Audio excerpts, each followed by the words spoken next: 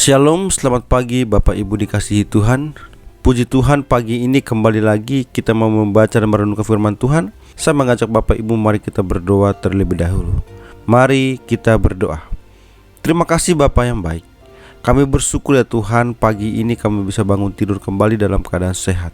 Dan pagi ini juga ada kesempatan yang sangat luar biasa. Kami mau membaca dan merenungkan firman-Mu. Tolong Bapak buka hati dan pikiran kami, supaya firman yang kami renungkan, kami dapat mengaplikasikannya di dalam kehidupan kami hari lepas hari. Di dalam nama-Mu Tuhan, kami sambut firman-Mu penuh dengan ucapan syukur. Haleluya, amin. Filipi pasal 2 ayat 19 sampai dengan ayat yang ke-20. Tetapi dalam Tuhan Yesus, kuharap segera mengirimkan Timotius kepadamu, supaya tenang juga hatiku oleh kabar tentang hal ihwalmu. Karena tak ada seorang padaku yang sehati dan sepikir dengan dia, dan yang begitu bersungguh-sungguh memperhatikan kepentinganmu. Tema yang saya berikan untuk kita renungkan yaitu belajarlah dari teladan Timotius. Bapak, Ibu, saudara yang dikasihi Tuhan, Timotius adalah seorang muda yang menjadi murid dan rekan sepelayanan Rasul Paulus. Ia lahir dari ayah berkebangsaan Yunani dan ibu Yahudi yang mengajarinya tentang kitab suci sejak kecil. Timotius juga memiliki seorang nenek yang saleh bernama Lois yang turut membangun imannya. Timotius dipilih oleh Paulus untuk menjadi mitranya dalam pelayanan, karena ia memiliki hati yang tulus dan tekun dalam mengikuti ajaran Paulus. Ia juga memiliki karunia rohani yang diberikan kepadanya melalui penumpangan tangan Paulus dan para penatua. Paulus menggambarkannya dalam Filipi dengan istilah-istilah yang penuh kasih sayang. Timotius seperti anak baginya, tak seorang pun seperti dia, dan seseorang yang telah melayani bersamanya untuk waktu yang sangat lama. Bahkan Paulus mengatakan Timotius sepikiran. Kata ini memiliki arti, memiliki kesamaan, tetapi dapat berarti rekan. Paulus menyebut Timotius rekan kerja, seseorang yang memiliki perhatian dan minat yang sama dengannya.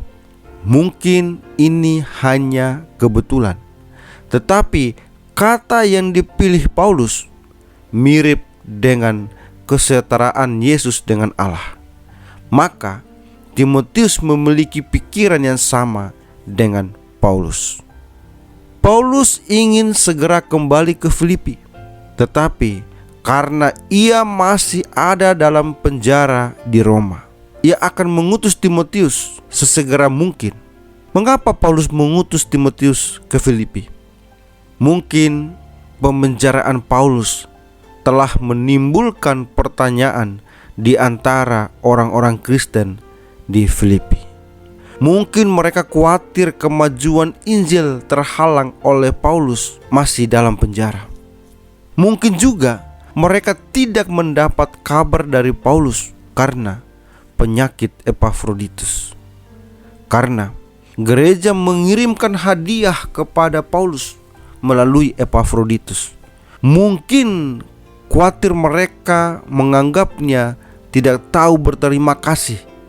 Kehadiran Timotius akan mengatasi perasaan tidak enak tentang penggunaan hadiah dari Filipi. Timotius contoh teladan pelayanan yang tulus dan rendah hati. Pertama, Timotius sungguh-sungguh peduli dengan gereja. Seorang perwakilan layanan pelanggan biasanya akan menyatakan perhatiannya. Tetapi seberapa pedulikah mereka sebenarnya? Timotius sama pedulinya dengan kebutuhan gereja seperti Paulus, karena mereka sepikiran. Ini bukanlah perhatian palsu yang dibuat-buat oleh seseorang yang mencari dukungan. tetapi perhatian yang sungguh-sungguh terhadap jemaat di Filipi. Kedua, Timotius mengutamakan kepentingan Yesus Kristus daripada kepentingannya sendiri. Ayat 21 mengatakan mereka semua mencari kepentingannya sendiri, tetapi tidak ada subjek dalam konteks langsungnya. Ini adalah petunjuk lain tentang para hamba Tuhan yang mementingkan diri sendiri.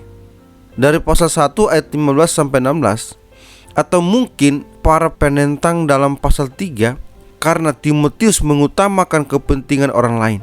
Dalam hal ini jemaat Filipi. Timotius menjalani kehidupan yang layak bagi Injil, dan karena itu sangat bertentangan dengan budaya Roma. Ketiga, Timotius telah terbukti layak, sebagaimana gereja sangat menyadari hal ini. Kata dokime dalam bahasa Yunani mengacu pada ujian karakter untuk menentukan seberapa asli karakter itu sebenarnya. Dalam Roma 5 ayat 4, kata tersebut hanya diterjemahkan karakter. Hanya emas atau perak yang harus diuji untuk menentukan kualitas dan nilai. Demikian pula karakter seseorang ditunjukkan saat mereka melewati kesulitan dan pencobaan. Pikirkan tentang bagaimana kepribadian orang berubah ketika mereka melewati masa-masa sulit.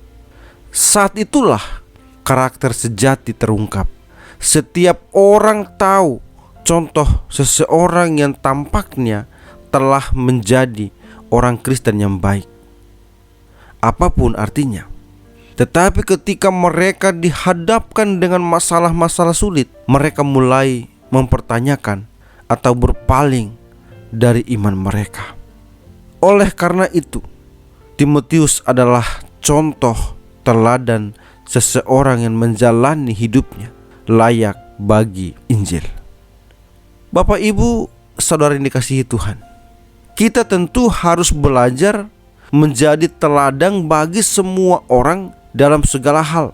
Sebagai seorang anak Tuhan, sama seperti Timotius, tidak mudah pastinya bagi Timotius untuk melakukan semua yang dipesankan oleh Paulus.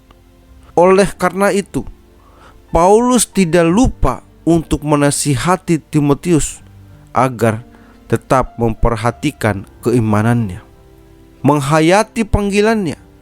Kita pun demikian. Sebagai seorang anak Tuhan, kita harus terus menghayati panggilan kita.